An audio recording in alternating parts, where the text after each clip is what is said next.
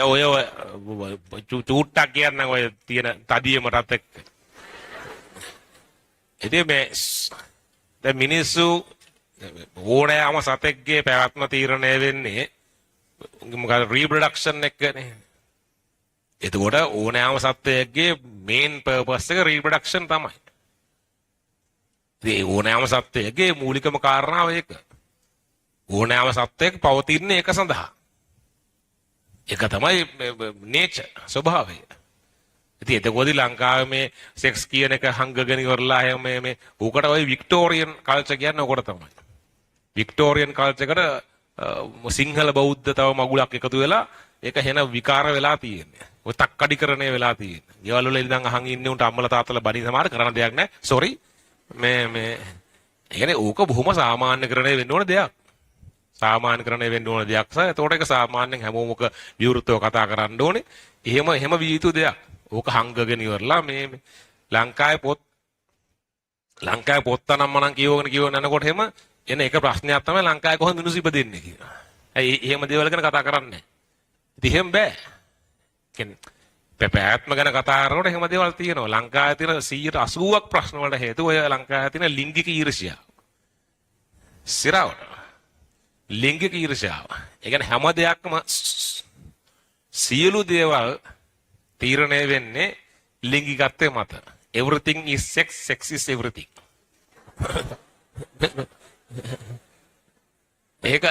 ඒක බොහොම පැහැදිලිව හැමමයි.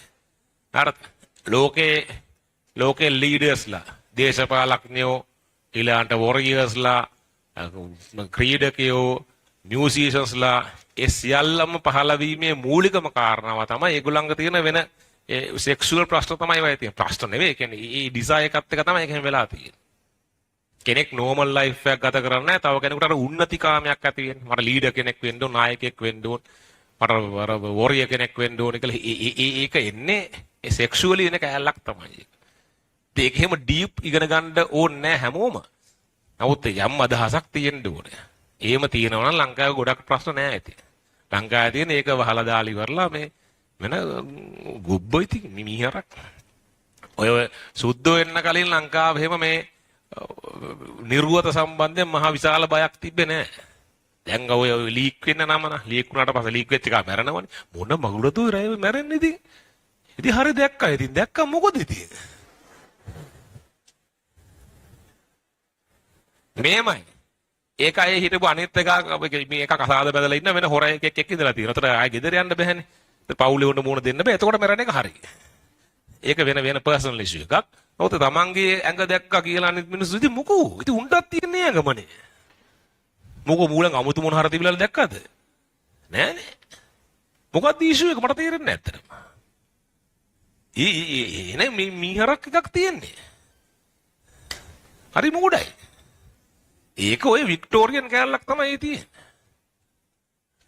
මොකටද එහෙම මෙච්චර ප්‍රශ්නයක් කරගන්නේ? ඒක බොහොම සාමාන්‍යයි. ඔයා වගේම තමයි අනිත් එකත්.